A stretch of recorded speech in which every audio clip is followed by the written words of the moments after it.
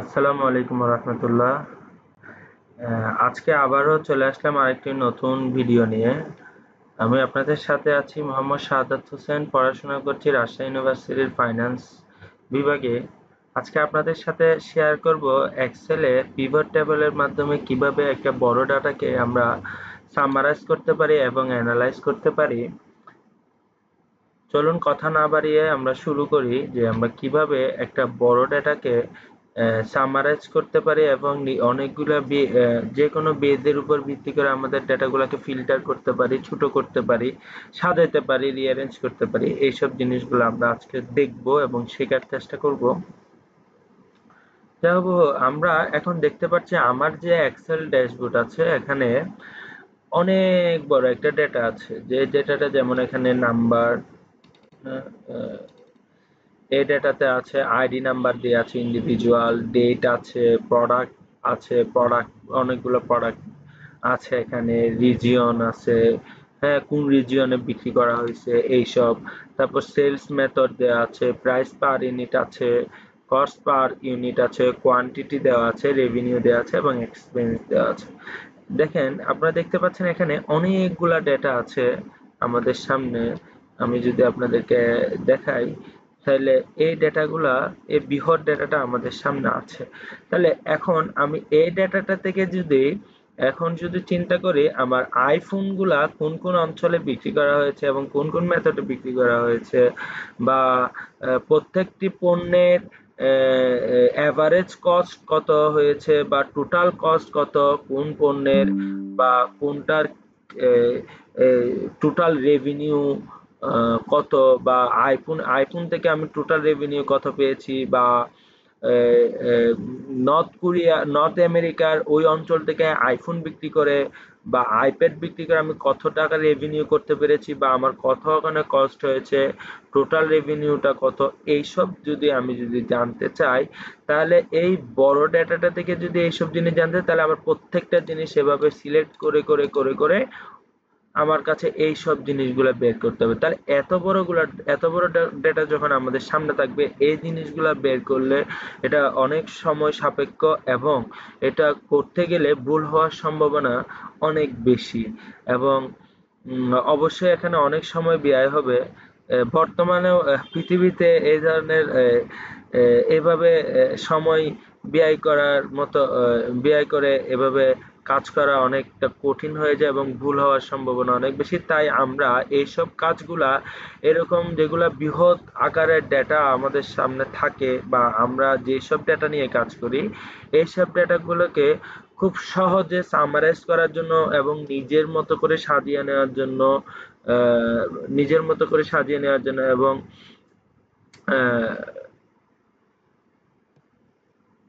যেসব আছে, কি যে বলা যায় যে রিঅ্যারেঞ্জ করার জন্য বা নিজেদের এরকম বিগ ডেটাগুলো নিজেদের সুবিধা মতো ভাবে ব্যবহার করার জন্য আমরা এক্সেলে পিভট টেবলটা ইউজ করতে পারি, যাতে আমরা খুব সহজেই যে নিজেদের কাজগুলো সম্পন্ন করতে পারি বিভিন্ন তথ্যের ভিত্তিতে।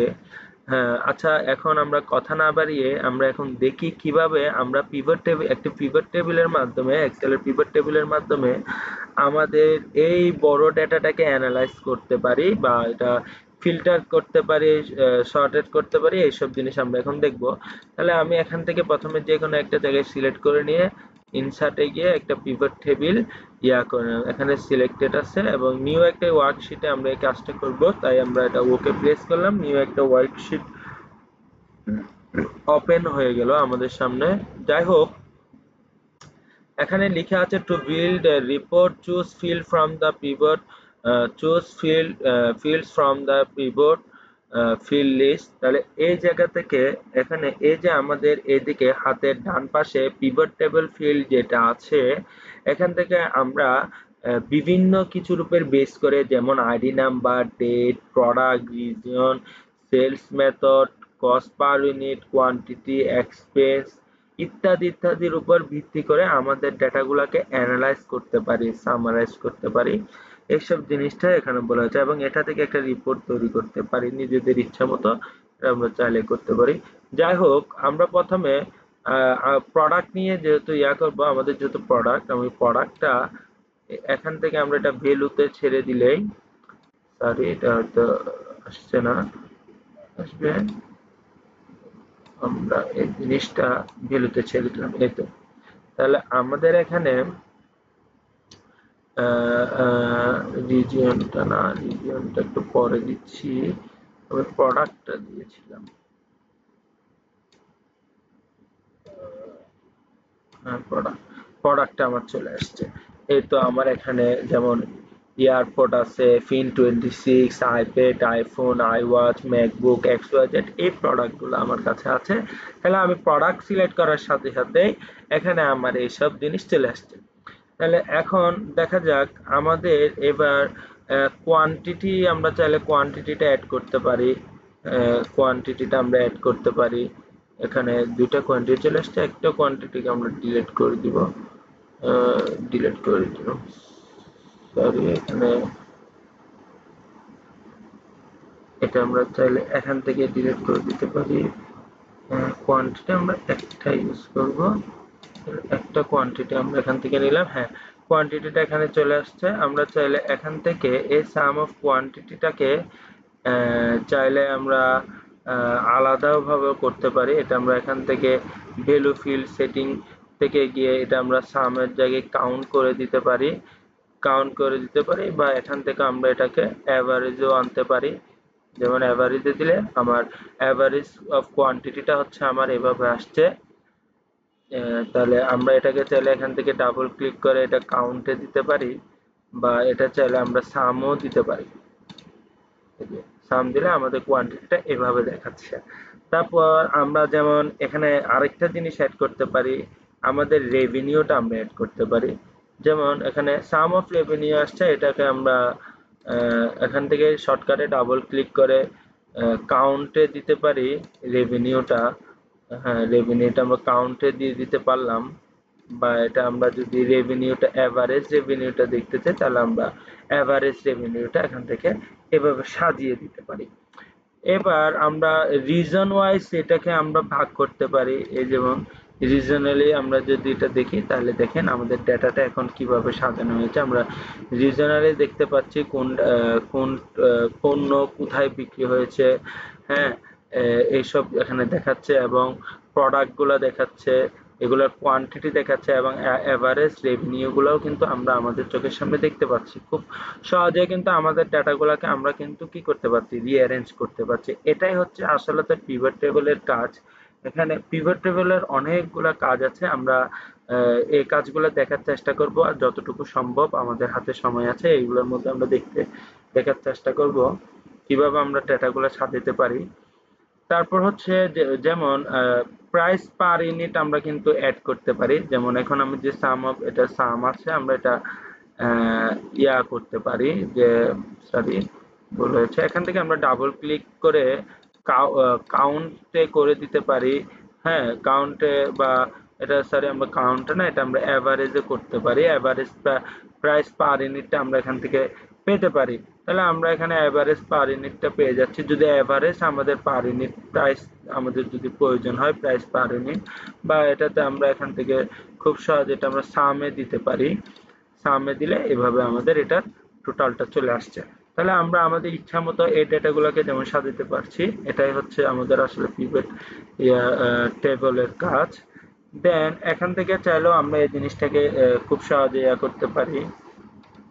যেমন এখানে হচ্ছে এই যে এভারেজ রেভিনিউ দেখছেন, আমরা সেট করেছি সাম অফ প্রাইসটা। এই যে আমরা এখান থেকেও চাইলেও এই যে ভ্যালু ফিল্ড সেটিং থেকেও এখান থেকেও আমরা চাইলে কিন্তু এগুলা এই যে এই টাইপস গুলাতে আমরা কিন্তু এগুলো ইউজ করে আমাদের প্রয়োজন মতো আমরা ডেটাগুলোকে সাজাতে পারি।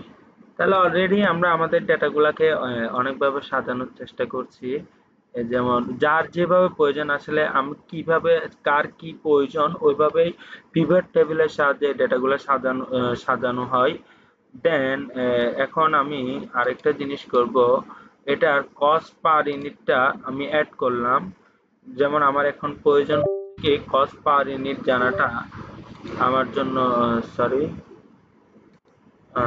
কস্ট পার ইউনিটটা আমার কাছে এখন জানাটা ইম্পর্টেন্ট মনে করছি, তাই আমি এখন কস্ট পার ইউনিটটা করব, দেখব। এখন কস্ট পার ইউনিটটা আমি যুক্ত করেছি, কিন্তু এখানে এটা সাম পার ইউনিট দেখাচ্ছে, তাহলে এটা আমি ঠিক করে দিব। এভারেজ কস্টটা আমরা এখানে করব।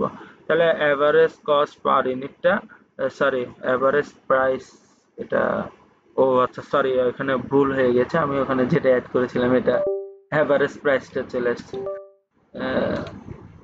হ্যাঁ, এই তো সাম অফ কস্ট পার ইউনিট, তাহলে এই জিনিসটা আমি কিসে করে দিব, এভারেজে করে দিব, তাহলে এভারেজ কস্টটা আমি পেয়ে যাব। দেখেন এভারেজ কস্টটা এভারেজ প্রাইস পার ইউনিটও পেলাম, এভারেজ অফ কস্ট পার ইউনিটও পেয়ে গেলাম।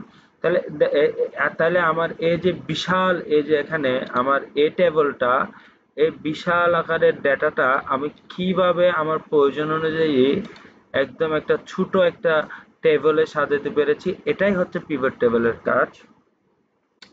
যেমন আমরা এবার চাইলে এখানে আরো অনেক কিছুই করতে পারি, অনেকভাবে আমাদের ডাটাটা, হ্যাঁ আমাদের এবার এক্সপেন্স আমরা এক্সপেন্সটাকেও আমরা দেখতে পারি। এখানে সামো এক্সপেন্স না দিয়ে আমরা এখানে চাইলে এভাবে অ্যাভারেজও দিতে পারি, অ্যাভারেজে গিয়ে আমাদের দেখতে পারি অ্যাভারেজে কিরকম এটার এক্সপেন্সটা এসছে, এটা আমরা করতে পারি, শর্টেড করতে পারি বা সাজাতে পারি, রিঅ্যারেঞ্জ করতে পারি এভাবে।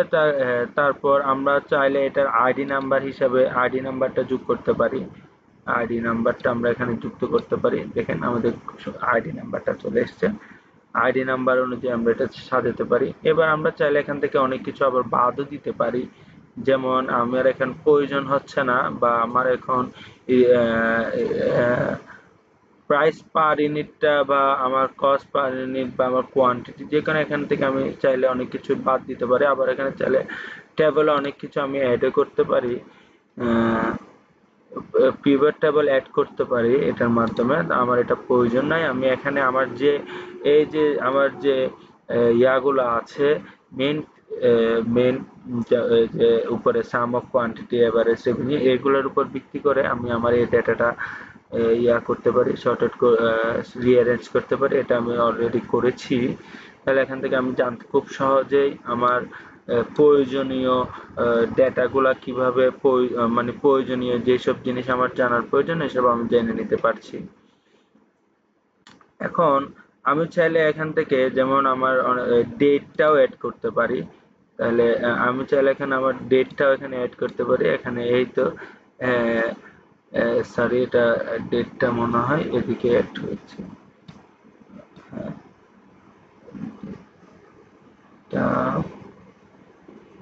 এই তো এই দেখেন, এই আমাদের ডেটটা এখানে অ্যাড হয়ে গেছে।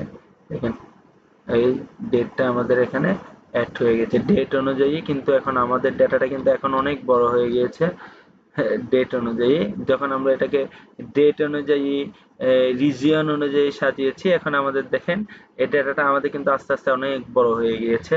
কিন্তু এখন আমরা চাইলে কিন্তু এখান থেকে অনেক কিছু বাদ দিয়েও আমাদের ডাটাটাকে সাজাতে পারি। আমি মূলত দেখানোর চেষ্টা করছি কিভাবে আমরা আমাদের ডাটাগুলো আমাদের প্রয়োজন অনুযায়ী সাজাতে পারি, এই জিনিসটাই আমি এখানে দেখানোর চেষ্টা করছি। দেন আমি হচ্ছে এবার এখান থেকে মান্থটা বাদ দিয়ে দিলাম, ডেটের উপর নিয়ে এসেছি, মান্থটা আমি এখান থেকে করে দিয়ে ডেটের উপর নিয়ে এসেছি। তারপর হচ্ছে আমি এখান থেকে আমার যে আমি এখন মনে করছি আমার এখানে এক্সপেন্সটা আমার আর প্রয়োজন নেই, শুধু রেভিনিউ কত আসছে ওটা আমার দেখা প্রয়োজন, এবং কোয়ান্টিটি আমি, এবং এখান থেকে আমি প্রাইস পার ইউনিটটাও আমি এখান থেকে করে দিলাম, কস্টর প্রয়োজন নাই, আমি জাস্ট রেভিনিউটাই হিসাব করব। এখানে আইডি নাম্বার থাকবে, ডেটটাও আমি এখানে ক্যান্সেল করে দিলাম, প্রোডাক্টটা থাকবে, রিজন থাকবে, আইডি নাম্বার রিজিয়ন থাকবে, আইডি নাম্বার থাকবে এবং রেভিনিউ থাকবে। তাহলে দেখেন এবার আমার ডাটাটা এখানে আমি আস্তে আস্তে কতটা শর্ট করে ফেলতে পেরেছি। দেখেন আমার এখন কিন্তু কোন এরিয়াতে কত তারিখে কোন পণ্যটা কতটুকু বিক্রি করা হয়েছে এবং এটা থেকে রেভিনিউ এবং এদের প্রত্যেকটা ইন্ডিভিজুয়াল আইডি নাম্বার কিন্তু এখানে আমি দেখতে পাচ্ছি। তাহলে এটাই হচ্ছে মূলত কাজ। পিভট টেবিলের আরো অনেকগুলো কাজ আছে, যেটা আমরা হয়তো এটা নিয়ে আমরা যখন আরো কাজ করব বৃহৎভাবে, তখন আমরা এটা নিয়ে দেখতে পাবো। মূলত এইসবই হচ্ছে পিভট টেবলের কাজ। আমরা এভাবেই ডেটাকে ফিল্টার করে, রিঅ্যারেঞ্জ করে, নিজের মতো সাজিয়ে আমাদের এই যে বিগ ডেটা থেকে, এরকম একটা বড় ডেটা থেকে ডেটাগুলোকে আমরা ছোট করে স্মল ডেটাতে রূপান্তর করার মাধ্যমে আমাদের এই যে পিভট টেবলের সাহায্যে এসব কাজ করে থাকি। তো আজকে মতো এতটুকুই। আমি আপনাদেরকে, আপনারা আশা করি বুঝতে পেরেছেন পিভট টেবলের মাধ্যমে কিভাবে ডেটাগুলোকে অ্যানালাইজ করা যায় এবং রিঅ্যারেঞ্জ করা যায় নিজেদের মতো করে। আমি আপনাদেরকে বোঝানোর চেষ্টা করেছি। আমি সকলের কাছে আমার সকল ধরনের, আমার যদি কোনো ভুল হয়ে থাকে এসবের জন্য আপনাদের সকলের নিকট আমি ক্ষমা প্রার্থনা করছি। আর এখানে আমি নিজের ভিডিওটা অ্যাড করতে পারিনি, শারীরিক আমার চোখের সমস্যার কারণে। চোখে গরমের কারণে আমি আমার এই যে ক্যামেরাটা অন করতে পারছি না, যার কারণে আমি আন্তরিকভাবে দুঃখিত। আমি আশা করছি আপনারা এখান থেকে ভালো কিছু শিখতে পারবেন। ইনশাআল্লাহ আমি নতুন নতুন ভিডিও নিয়ে আপনাদের সামনে হাজির হব। আপনাদেরকে আবারও অসংখ্য ধন্যবাদ আমার এই ভিডিওটা দেখার জন্য। ইনশাআল্লাহ আপনারা এখান থেকে ভালো কিছু শিখতে পারবেন। আসসালামু আলাইকুম ওয়া রাহমাতুল্লাহি ওয়া বারাকাতুহু।